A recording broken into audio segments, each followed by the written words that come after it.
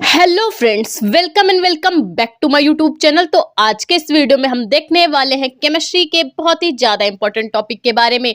तो आज का हमारा जो टॉपिक है वो है एमीन चैप्टर की सारी जो नेम रिएक्शन है वो आज के इस वीडियो में हम देखेंगे। तो वीडियो को पूरा लास्ट तक देखते रहना ताकि ये जो एमीन वाली आप की नेम रिएक्शन है वो सारी की सारी आपको याद हो जाए। ठीक है, तो जो हमारी पहली रिएक्शन होने वाली है वो है आपकी स्मिट अपक्रिया। कौन सी रिएक्शन है हमारी? स्मिट अपक्रिया। तो कैसे बना पाएंगे आप स्मिट अपक्रिया को? तो चलिए स्टार्ट करते हैं। तो इस पे हम करते क्या है, कार्बोक्सिलिक अम्ल लेते हैं। क्या लेते हैं? कार्बोक्सिलिक अम्ल यानी COOH वाले यौगिक। कौन से यौगिक? कार्बोक्सिलिक अम्ल यानी COOH वाले यौगिक। तो हम कार्बोक्सिलिक अम्ल की क्रिया जब हाइड्रोजोइक अम्ल से कराते हैं, किससे कराते हैं? हाइड्रोजोइक अम्ल, जिसका फॉर्मूला होता है N3H। हाइड्रोजोइक अम्ल का फॉर्मूला क्या होता है? N3H। तो हम इसमें करते क्या है, कार्बोक्सिलिक अम्ल की क्रिया जब हाइड्रोजोइक अम्ल से कराते हैं और किसकी उपस्थिति में कराते हैं? सांद्र सल्फ्यूरिक अम्ल की उपस्थिति में। किसकी उपस्थिति में? सांद्र सल्फ्यूरिक अम्ल यानी H2SO4 की उपस्थिति में कराते हैं तो हमें प्राथमिक एमीन प्राप्त होती है। क्या प्राप्त होती है? प्राथमिक एमीन प्राप्त होती है। और इस रिएक्शन को हम क्या कहते हैं? स्मिट अपक्रिया कहते हैं। आप एक तरह से ये समझ लीजिए, जो आपकी स्मिट अपक्रिया है वो प्राथमिक एमीन बनाने की विधि है। प्राथमिक एमीन बनाने की अगर आपसे विधि पूछ ली जाए तो उस पर आप स्मिट अपक्रिया आसानी से लिख सकते हैं। ठीक है, तो एक बार फिर से देख लीजिए। जब हम कार्बोक्सिलिक अम्ल की क्रिया हाइड्रोजोइक अम्ल के साथ सांद्र सल्फ्यूरिक अम्ल की उपस्थिति में कराते हैं तो हमें प्राथमिक एमीन प्राप्त होती है। तो चलिए रिएक्शन के माध्यम से समझते हैं ताकि आपको स्मिट अपक्रिया आसानी से याद हो जाए। तो इसके लिए हम क्या करेंगे, एस्टिक अम्ल लेंगे। एस्टिक अम्ल जिसका सूत्र होता है CH3COOH। ये आपका क्या है? CH3COOH। ये है आपका एसिटिक अम्ल, जिसको आप सिरका भी बोलते हैं। ठीक है, तो ये है आपका एस्टिक अम्ल। अब इसकी क्रिया हम करा रहे हैं हाइड्रोजोइक अम्ल यानी कि N3H के साथ। हमने लिया है एस्टिक अम्ल और इसकी रिएक्शन करा रहे हैं हम हाइड्रोजोइक अम्ल के साथ। किसकी उपस्थिति में कराना है? सांद्र सल्फ्यूरिक अम्ल यानी H2SO4 की उपस्थिति में कराना है। किसकी उपस्थिति में? सांद्र सल्फ्यूरिक अम्ल की उपस्थिति में कराना है। तो बनेगा क्या, देख सकते हैं आप, यहां से निकलेगा मेथिल समूह CH3। तो हमने क्या कर लिया, यहाँ पे सिंपली CH3 लिख लिया। अब बनता क्या है? प्राथमिक एमीन। एमीन यानी कि NH2। तो हमें NH2 बनाना पड़ेगा। तो यहां से हम एक N ले लेंगे, ठीक है, और एक H ये है, एक H ये, एक एक यानी 2H। क्या बन गया आपका? NH2 यानी कि एमीन। तो ये NH2 हम यहाँ पे ऐड कर देंगे। अभी तक लगा था मेथिल समूह, इसके साथ हमने लगा दिया एमीन, तो ये क्या बन गई? Methyl amine. अब हमें मेथिल एमीन प्राप्त हो गई है। अब जो जो बचा है उसको भी हम लिख लेते हैं। तो देख सकते हैं आप, यहां से आपका मेथिल समूह CH3 निकल चुका है। अब क्या बचा है आपके? ये दो COO यानी कि CO2। ठीक है, तो कार्बन डाइऑक्साइड गैस बाहर निकल जाएगी सनसनाहट के साथ। तो हमें प्राप्त हुआ है मेथिल एमीन और ये निकली है कार्बन डाइऑक्साइड गैस। अब क्या बचा है? एक N हमने यहाँ से उधार लिया था। अब यहाँ पे इसके पास बचे हैं 2 N। बाकी सब खत्म हो चुके हैं, बाकी सबकी मात्राएं हो चुकी हैं खत्म। तो ये आपका नाइट्रोजन भी क्या हो जाएगी? मुक्त हो जाएगी। तो आपकी नाइट्रोजन भी बाहर निकल चुकी है और जो हमें उत्पाद प्राप्त हुआ है वो है आपकी मेथिल एमीन। क्या प्राप्त हुई है? Methyl amine. तो इस पे हमने सिंपली किया क्या, हमने लिया एस्टिक अम्ल, इसकी क्रिया कराई हाइड्रोजोइक अम्ल के साथ सांद्र सल्फ्यूरिक अम्ल की उपस्थिति में। तो हमें methyl amine, carbon dioxide gas और नाइट्रोजन गैस हमारी बाहर निकल चुकी है। तो ये थी आपकी स्मिट अपक्रिया। तो चलिए देखते हैं नेक्स्ट रिएक्शन। तो चलिए देखते हैं नेक्स्ट रिएक्शन आपकी जो है कार्बिल एमीन अपक्रिया। तो उसको हमें कैसे करना है? तो देख सकते हैं आप, इस पे हम करते क्या है, प्राथमिक एमीन लेते हैं। प्राथमिक एमीन लेते हैं और उसकी क्रिया जब क्लोरोफॉर्म और एल्कोहलिक KOH के साथ कराते हैं। हम जब प्राथमिक एमीन की क्रिया क्लोरोफॉर्म और उस पे एल्कोहली पोटेशियम हाइड्रोक्साइड मिलाते हैं तो हमें क्या प्राप्त होता है? आइसोसाइनाइड हमें प्राप्त होता है। जब हम प्राथमिक एमीन की क्रिया, कोई सी भी प्राथमिक एमीन हम यहाँ पे ले सकते हैं। ठीक है, जब हम प्राथमिक एमीन की क्रिया क्लोरोफॉर्म और एल्कोहलिक KOH के साथ कराते हैं तो हमें आइसोसाइनाइड प्राप्त होता है। क्या प्राप्त होता है? आइसोसाइनाइड हमें प्राप्त होता है। ठीक, तो सबसे पहले आप ये समझ लीजिए साइनाइड क्या होता है। साइनाइड होता है आपका CN, इसको हम बोलते हैं साइनाइड। अब आइसो कैसे हो जाएगा, ये N हम पहले कर देंगे NC, ये आपका क्या हो गया, इसको बोलते हैं हम आइसोसाइनाइड। जब N पहले हो जाए तो इसको बोलते हैं हम क्या, आइसोसाइनाइड। ठीक है, तो हमें करना क्या है, प्राथमिक एमीन की क्रिया करानी है क्लोरोफॉर्म और एल्कोहलिक KOH के साथ। तो चलिए स्टार्ट करते हैं आपकी रिएक्शन। ठीक है, तो हमने यहाँ पे लिया है एनिलीन, एनिलीन जो कि बेंजीन रिंग के साथ NH2 ऊपर लगा है, एमीन समूह ऊपर लगा है। और इसका अगर फॉर्मूला की बात करें तो इसका फॉर्मूला होता है C6H5NH2। इसको हम क्या बोलते हैं, एनिलीन बोलते हैं। तो सिंपली हमने यहाँ पे एनिलीन लिया है, क्लोरोफॉर्म लिया है CHCl3, और इसकी क्रिया हम करा रहे एल्कोहलिक KOH के साथ। किसके साथ करा रहे, एल्कोहलिक पोटेशियम हाइड्रोक्साइड के साथ। हमने लिया है एनिलीन, क्लोरोफॉर्म और एल्कोहलिक KOH यानी पोटेशियम हाइड्रोक्साइड। अब इन तीनों को मिला के हम क्या कर देंगे, गर्म कर देंगे। जब इन तीनों को मिला के हम गर्म कर देंगे तो हमें क्या प्राप्त होता है, आइसोसाइनाइड हमें प्राप्त होता है। तो कैसे बनेगा आइसोसाइनाइड, तो इसके लिए हम सिंपली क्या करेंगे, यहां पे बनाएंगे बेंजीन रिंग। ये हमने बेंजीन रिंग बना ली है। तो देख सकते हैं आप, ये जो आपका नाइट्रोजन है N, ठीक है, तो ये क्या करेगा, ये इस बेंजीन रिंग में ऊपर लगेगा। और ये जो क्लोरोफॉर्म वाला कार्बन है, नाइट्रोजन कार्बन के साथ ट्रिपल बॉन्ड लगाता है, तो ट्रिपल बॉन्ड ये लगा लेगा। ठीक है, नाइट्रोजन कार्बन के साथ ट्रिपल बॉन्ड लगाता है, तो ये क्या बन चुका है, आइसोसाइनाइड। क्या बन चुका है, एनिलीन की क्रिया जो हमने क्लोरोफॉर्म के साथ और एल्कोहलिक KOH के साथ कराई, तो हमें आइसोसाइनाइड प्राप्त हुआ।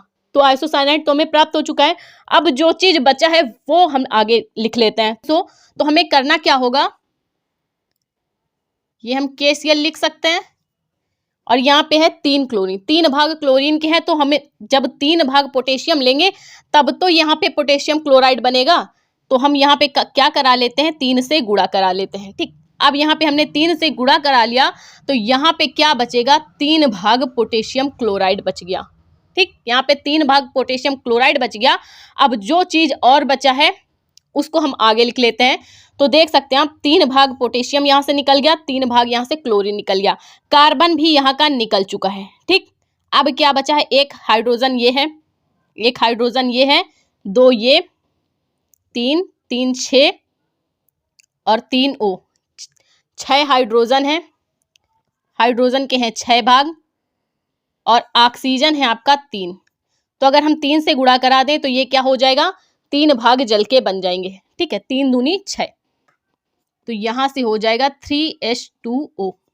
ये आपका क्या बन चुका है, आइसोसाइनाइड आपका बन चुका है। और क्या बना, 3 भाग पोटेशियम क्लोराइड के और 3 ही भाग आपके जल के बन चुके हैं। तो ये थी आपकी कार्बिल एमीन अपक्रिया। आई होप आपको समझ में आई। तो चलिए देखते हैं नेक्स्ट रिएक्शन कौन सी है। ठीक है, तो नेक्स्ट रिएक्शन हमारी है हाफमान ब्रोमाइड अपक्रिया। ये भी आपकी एमीन की अपक्रिया है। तो देख सकते हैं आप कैसे बनती है हाफमान ब्रोमाइड अपक्रिया।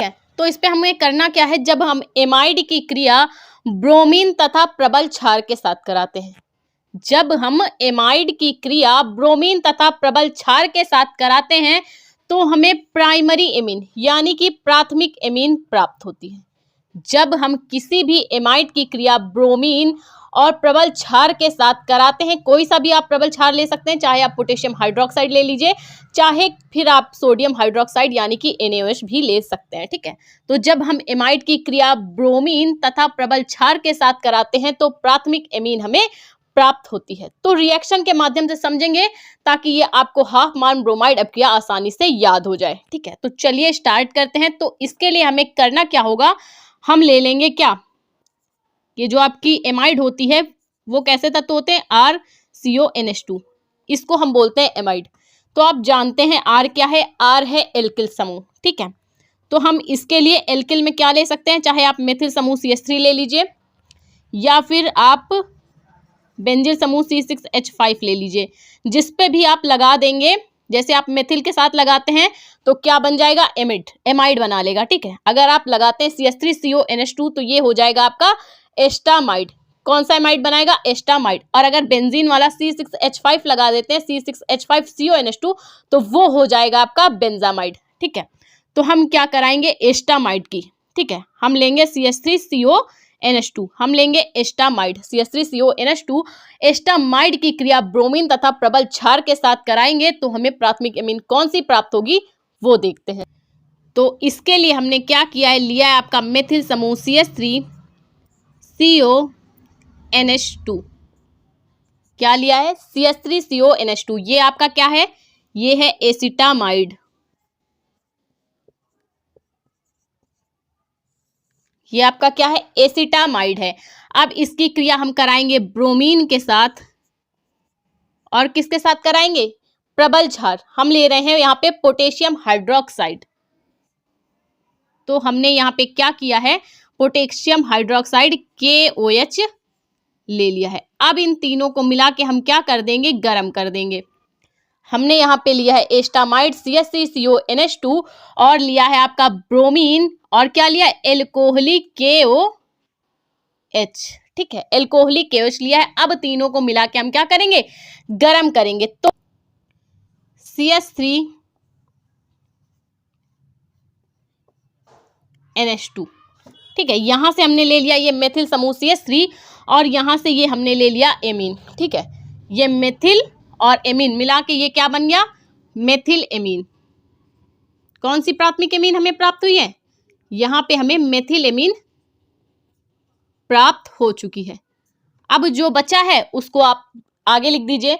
तो यहां से हम क्या करेंगे, हम बना लेंगे पोटेशियम ब्रोमाइड KBr, और आपका क्या बनेगा, K2CO3 प्लस आपके जल के अणु H2O।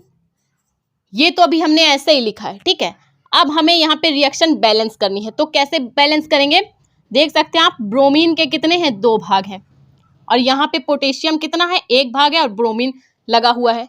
तो हम क्या करेंगे भाई, हमें 2 भाग ब्रोमीन यहाँ पे बराबर करनी होगी। यहाँ पे ब्रोमीन के कितने भाग हैं, 2 भाग हैं, तो यहाँ भी हमें 2 भाग लेने होंगे। तो इसके लिए हम पोटेशियम यहाँ पे कितने लगाएंगे, 2 का गुणा करा दें तो 2 भाग ब्रोमीन हो गई, लेकिन पोटेशियम का 1 भाग बढ़ गया, क्योंकि हम यहाँ पे क्या है, 1 ही भाग पोटेशियम है। तो जब ये 2 भाग पोटेशियम और ये 2 भाग ये वाला पोटेशियम मिलके कितने भाग बन गए, 4।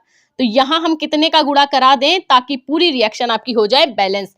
तो यहाँ पे हम करा देंगे 4 का गुणा। ठीक है, तो ये क्या हो गया आपका एस्टामाइड Br2 + 4KOH। लेकिन अभी क्या हुआ है, आपके जल के अणु बैलेंस नहीं हुए हैं। ठीक है, तो यहाँ पे हुआ क्या, हमने लिख लिया मेथिल एमीन प्लस, यहाँ से Br2 था तो हमने इसके साथ बैलेंस किया, तो यहाँ पे क्या हो गया 2KBr प्लस K2CO3। अब क्या बचा है, अब देख लीजिए, हाइड्रोजन के 4 अणु हैं और ऑक्सीजन भी है 4 भाग। तो यहाँ से हम क्या कर देंगे, ऑक्सीजन आपका यहाँ पे 3 भाग जुड़ चुके हैं और एक ये ऑक्सीजन था, तो यहाँ पे हो जाएगा आपका 2H2O। क्या हो जाएगा, जल के 2 भाग भी बाहर निकल जाएंगे। ठीक, ये हमारी बनी मेथिल एमीन प्लस 2 भाग पोटेशियम ब्रोमाइड के, और ये आपका बना है क्या, पोटेशियम कार्बोनेट, और आपके जल के अणु निकल चुके हैं बाहर। तो ये थी आपकी हाफमान ब्रोमाइड अपक्रिया। आई होप आपको एमीन बनाने की तीनों अपक्रियाएं समझ में आई हो तो प्लीज वीडियो को लाइक और हमारे चैनल को सब्सक्राइब करें। मिलते हैं इसके नेक्स्ट टॉपिक पे। Thank you for watching this video.